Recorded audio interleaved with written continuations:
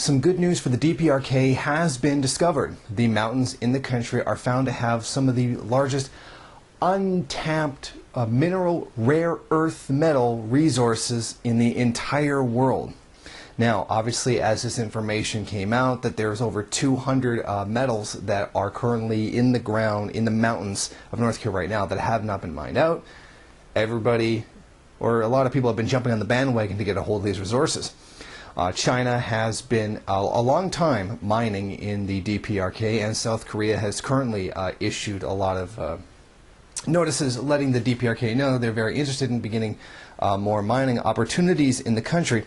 Now, China already has a strong foothold in the DPRK in terms of mining. About 40% of the 138 Chinese companies that are registered to do business in North Korea in 2010,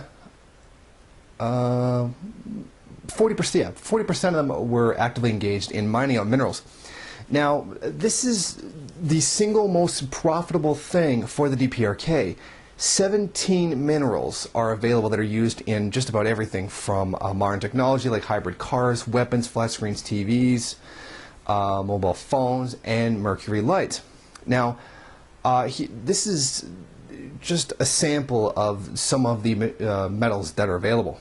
The world's second largest magnesite reserves, almost the sixth largest tungsten deposit, as well as sizable deposits of coal, iron ore, gold, zinc, copper, limestone, molybdenum, and graphite.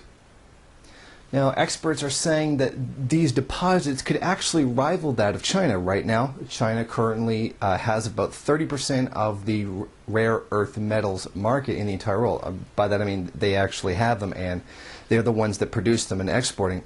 Now, the rare earth metals, and that 30% accounts for about 90% of the world of the global supply. Like 90% of the world gets theirs from China. Now, rare earth metals have become more expensive recently since China has imposed exporting limits and has restricted the number of companies that can actually export it.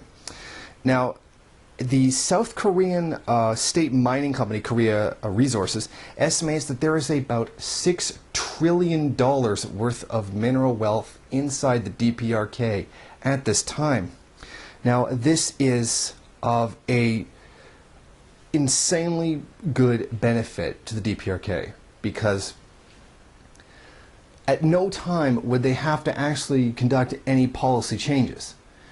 Just massively increase the mining industry, and there's a potential for $6 trillion in wealth over X amount of time, however long it takes to mine it all out.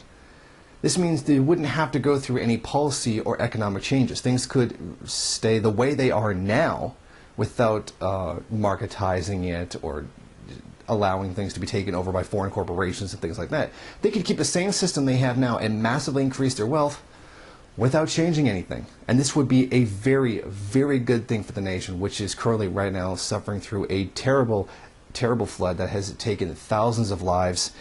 And we're assuming that Kim Jong-un used magic powers to cause this happen, because whenever natural disasters happen in a communist country, it's the fault of the leader.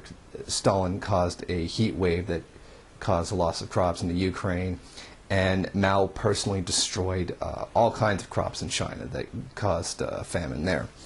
So this is great news for the DPRK. However, it does also raise the possibility of an invasion by a foreign power. Before this information, the DPRK technically really wasn't that valuable of a country to other nations.